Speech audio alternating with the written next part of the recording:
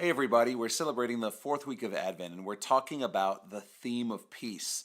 And what an appropriate topic for this time in the history of the world. It seems like people and places who are at peace are few and far between and very, very hard to find these days. And so I want to draw your attention to something that Jesus said. He's at the Last Supper. He has just washed the feet of his disciples and is loving them, serving them, ministering to them. They're in the upper room.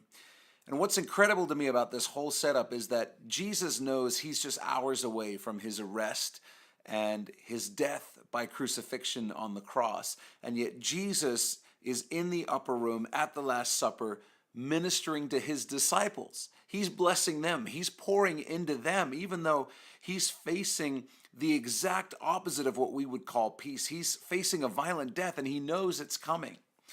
And in the Gospel of John, chapter 14, verse 27, there's this incredible line that Jesus says to his disciples as he's telling them about how he's going to send the Holy Spirit to them. Jesus says, "Peace I leave with you, my peace I give to you. Not as the world gives do I give to you. Let not your heart be troubled, neither let it be afraid."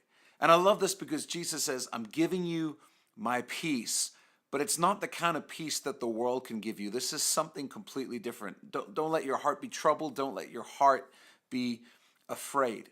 And the incredible thing about the peace of God is that it's in no way connected to anything that's going on around us. In other words, the peace of God, like all the other attributes of God, his joy and his love, the peace of God has nothing to do with what's going on around you. So circumstances can't steal it any more than they can steal your joy. If it comes from the Lord, it's rooted in the Lord, it's established in heaven, and it can't be taken away from you. But here's what I found about my own life, and this is probably true for you as well. There are really two gauges when it comes to being at peace in life and having peace in our hearts and in our spirits. The one gauge is heaven's perspective, and the other gauge is my earthly perspective. And these are the two gauges, and I have to choose which one I'm going to look at. When I take a look at my earthly perspective gauge, and I ask myself the question, do I have peace right now?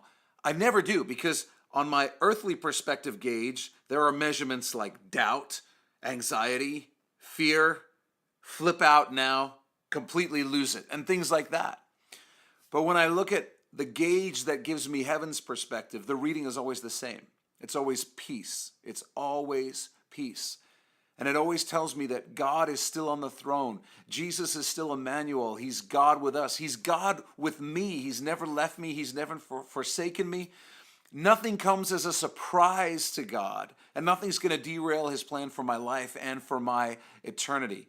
And so what I find in my life is when I lose peace, it's simply because I've stopped looking at the gauge that measures heaven's perspective, and I've begun looking around with my own earthly perspective. And what I see usually freaks me out. So if you're flipping out about things that are going on in the world, or if you're flipping out about things that nobody else knows about, but things that are happening in your own individual life, I want to encourage you to shift your gaze and your perspective back to heaven, back to heaven's perspective. Because God is looking at your life. He's looking at your situation, and he's saying, it's all good.